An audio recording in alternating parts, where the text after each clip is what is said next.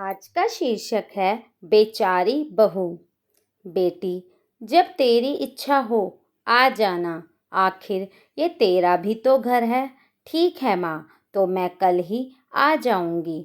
रजनी खुश होकर बोली, माँ मैं बहुत थक गई हूँ घर संभालते संभालते। यहाँ मेरी थकान किसी को नज़र नहीं आती। कुछ दिन आराम करना चाहती हूँ। सोच रही हूँ कुछ दिनों के लिए अपने मायके आ जाऊं। आते हुए अपने बच्चों को भी साथ ले आऊंगी। वे वहीं से स्कूल चले जाएंगे। आखिर एक ही शहर में ससुराल और मायका होने का कुछ तो फ़ायदा होना चाहिए। रजनी ने फ़ोन पर अपनी माँ से कहा। बिमला जी ने दूसरी तरफ से कहा, हाँ बेटी आ जाओ, तुम्हें आए हुए बहुत दिन हो गए हैं। मेरा भी मन हो रहा है तुझसे मिलने का। हाँ बेटी कल आ जाओ, मैं तुम्हारा इंतज़ार करूँगी। अभी मैं फ़ोन रखती हूँ, मुझे पार्क भी जाना है। बिमला जी ने फ़ोन रख दिया और सीधे किचन में गई। किचन में खाना बना रही बहू से बोली, अरे कंचन सुनो, कल तुम्हारी ननद रजनी आ रही है। आज बाजार जाके फल सब्जी और मिठाइयाँ लेकर आना। बेचारी मेरी बेटी ससुराल में नौकरों की तरह काम करती है और उस पर कोई ध्यान ही नहीं देता। यहाँ आएगी, कुछ दिन रहेगी तो उसका मन और तबीयत अच्छे रहेंगे। सास के मुंह से ऐसी बातें सुनकर कंचन का चेहरा उतर गया।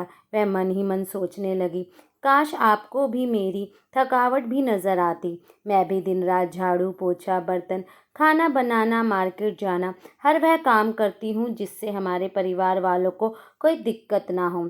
काश आप मुझ पर भी ध्यान दे पाती। आपकी बेटी तो जब मन में आता है तब यहाँ आ जाती है, लेकिन मैं साल में एक बार ही अपनी माँ के पास जाती हूँ, तब भी आपको प्रॉब्लम होती है। मैं भी इंसान हूँ, मेरा भी मन है, मुझे भी लगता है अपने माँ के पास जाकर थोड़ा आराम करूँ, सुख दुख की दो चार बातें करूँ, अपना मन हल्का करूँ। भगवान अब तुम ही कुछ करो ताकि मेरी सास की आंखें खुले और मैं उसे मेरा दुख भी नजर आए। भगवान ने जैसे कंचन की सुन ली। अगले दिन सुबह ही उसकी ननद का फ़ोन आया। रजनी ने अपनी माँ से कहा कि उसकी सास ने उसे मायके आने के लिए मना कर दिया है, इसलिए इस बार वो नहीं आ सकती। बिमला जी बोली, ऐसे कैसे मना कर दिया? पहले तो कभी वह तुम्हें आने के लिए नहीं रोकती थी, इस बार भला क्या हो गया? लाओ मेरी बात कराओ, उन्हें मैं समझाती हूँ। रजनी ने फ़ोन अपनी सास को दिया। बिमला जी ने कहा, नमस्कार समधन जी, आपसे कुछ कहना था। समधन जी ने कहा, कहिए। दरअसल रजनी कल मुझसे मिलने अपने मायके आना चाहती है, अगर आप उसे भेज दें तो अच्छा रहेगा।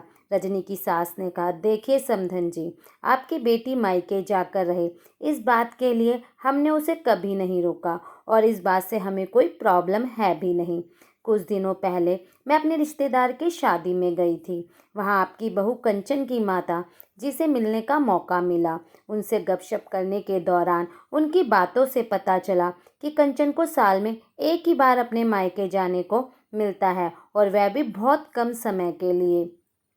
मुझे लगता है आपको पहले कंचन को उसके मायके भेज देना चाहिए और वह जब मायके होकर आ जाएगी तो मैं रजनी को आपके पास भेज दूंगी।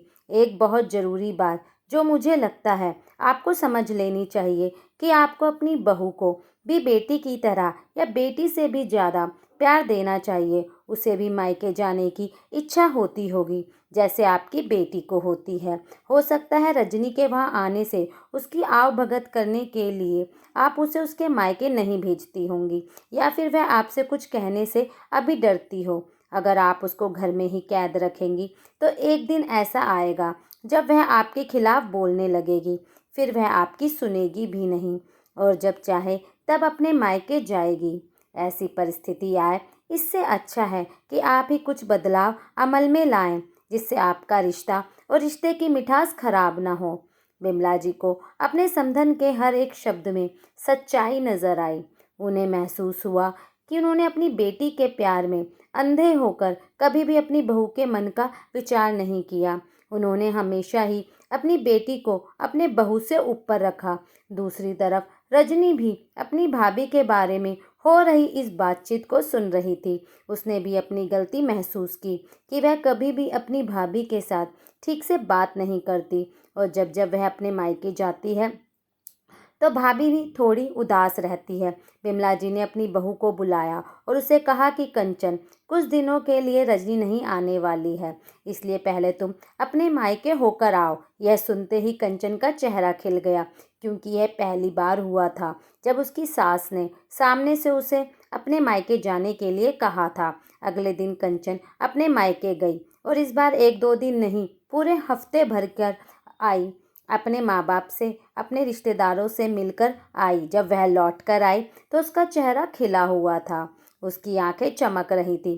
कंचन के आने के बाद रजनी भी अपने मायके आई और इस बार वो खुद सामने से अपनी भाभी से खुशी खुशी मिली और अच्छे से बात की। रजनी ने अपनी माँ से बात करके उन्हें भी अच्छे से समझाने में मदद की कि वह कहीं ना कहीं कंचन के साथ गलत व्यवहार कर रहे थे। दूसरी तरफ कंचन अपने ससुराल वालों के बदले रवैये से बहुत खुश थी। अब वह खुशी खुशी सबका ध्यान रखती और हर काम प्यार से करती। वह ध्यान रखती कि कोई भी ऐसी बात या काम ना करे जिससे घर में तनाव का माहौल पैदा हो।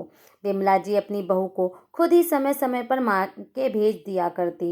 एक छोटे से बदलाव ने सास बहू और ननद भाभी के बीच की कड़वाहट को दूर कर दिया और रिश्तों को और भी ज़्यादा मीठा और मजबूत कर दिया। आज दुनिया भले ही मॉडर्न हो गई है, फिर भी कहीं ना कहीं बेटी और बहू में फ़र्क करती है। अपनी बेटी की बात आती है तो हर माँ चाहती है उसको दुनिया के सारे ऐशो आराम मिले, कोई काम ना करे। लेकिन दूसरी तरफ जब बहू चाहिए जो घर का सारा काम करे, सास ससुर की सेवा करे, जिस दिन हम इस अंतर को ख़त्म कर देंगे और जैसे बेटी का दुख दिखता है वैसे ही बहू के दर्द का एहसास हो जाए, तो सास बहू का रिश्ता भी माँ बेटी के रिश्ते में बदलने में देर नहीं लगती। उस दिन से घरों के कलेश खत्म हो जाएंगे। अगर आप मेरी बात से सहमत हैं तो अपने विचार कमेंट बॉक्स में ज़रूर शेयर करें। जय माता दी। धन्यवाद।